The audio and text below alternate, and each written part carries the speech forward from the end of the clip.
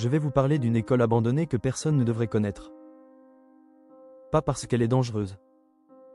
Pas parce qu'elle est interdite d'accès, techniquement elle l'est, mais ce n'est pas la raison. Parce que ce qu'on y trouve ne devrait pas être là. Je m'appelle Romain. J'ai 26 ans. Je fais de l'urbex depuis 4 ans, l'exploration de bâtiments abandonnés, pour ceux qui ne connaissent pas. Des usines, des hôpitaux, des maisons, des hôtels. J'ai vu des endroits que la plupart des gens n'imaginent même pas exister. Rien ne m'avait préparé à cette école. Je l'ai trouvée par hasard en consultant des archives cadastrales en ligne, une habitude que j'ai pour repérer des sites potentiels. Une parcelle en forêt, dans les Vosges, classée comme établissement scolaire. Dernière mention administrative, 1987. Aucune démolition enregistrée. Une école en forêt. Fermée depuis 35 ans. Intacte sur le papier. J'ai passé 2 semaines à essayer d'en savoir plus. Les archives départementales ne mentionnaient presque rien, juste une fermeture administrative en juin 1987, sans explication détaillée. Le village le plus proche, un hameau de 60 habitants à 4 km, n'apparaissait sur aucune carte récente comme ayant eu une école. Comme si l'établissement n'avait officiellement jamais existé. J'y suis allé un samedi de septembre. Le chemin forestier qui menait à l'école n'était plus un chemin. 35 ans de végétation avaient tout recouvert, les traces de passage, le revêtement d'origine, tout. J'ai suivi les coordonnées GPS à travers les arbres pendant 20 minutes avant que le bâtiment apparaisse.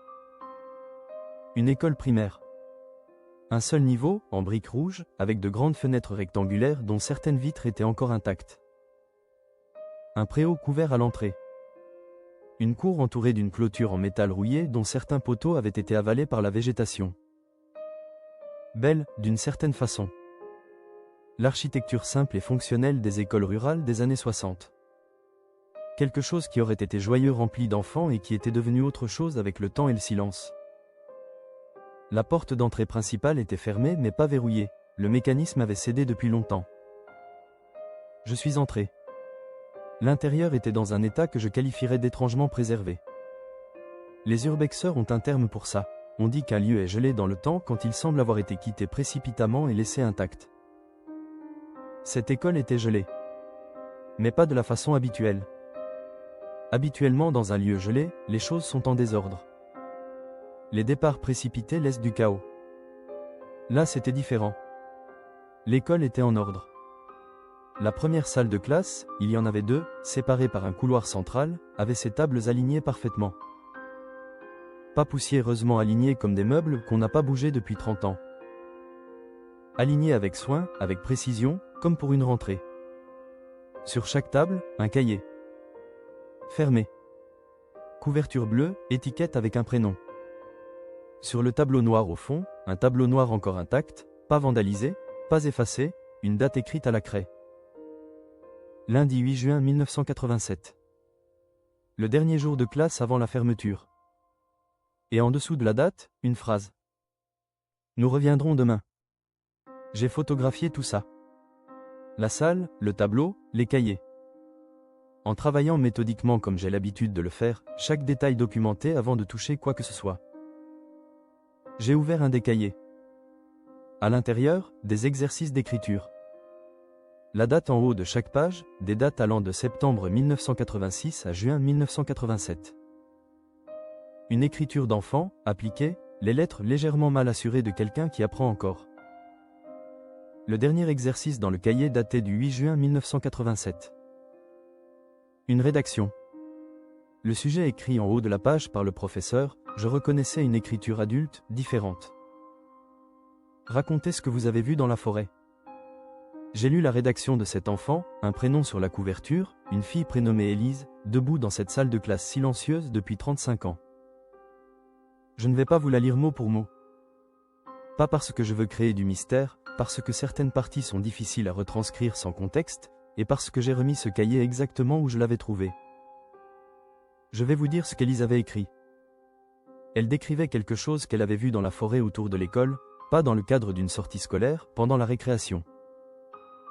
Quelque chose entre les arbres. Une forme. Qui regardait. Elle décrivait ça avec le vocabulaire d'une enfant de 8 ou 9 ans, simplement, sans dramatisation, comme on décrit quelque chose qu'on a vu et qu'on ne comprend pas entièrement. Ce qui m'a arrêté, ce n'était pas la description. C'était la dernière phrase. La maîtresse dit qu'on ne doit pas en parler, mais moi je veux que quelqu'un sache. La deuxième salle de classe était différente. Pas les tables alignées, celles-ci avaient été poussées contre les murs, créant un espace vide au centre de la pièce. Sur le sol de cet espace vide, quelque chose avait été tracé.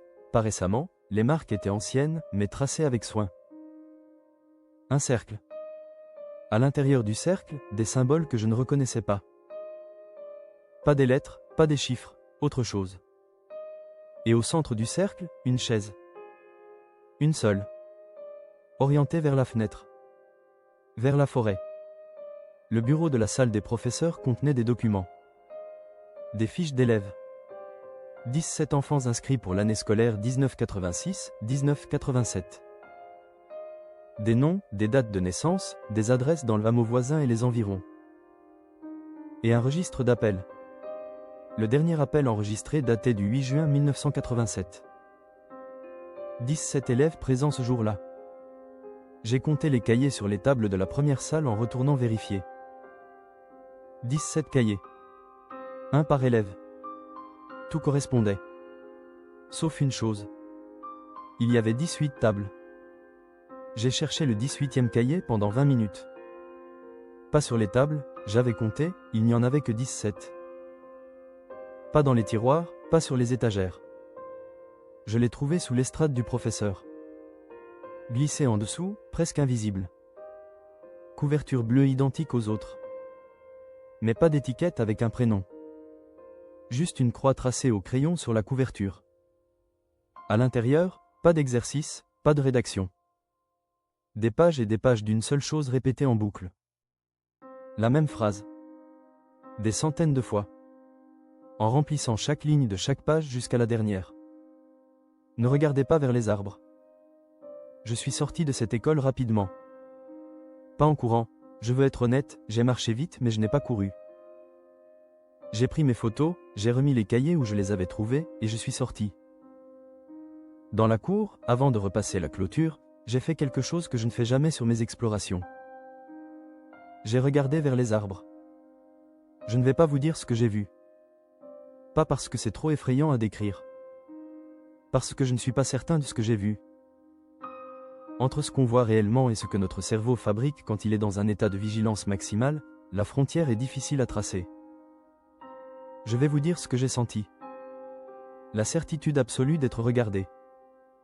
Pas observé de loin. Regardé. De près.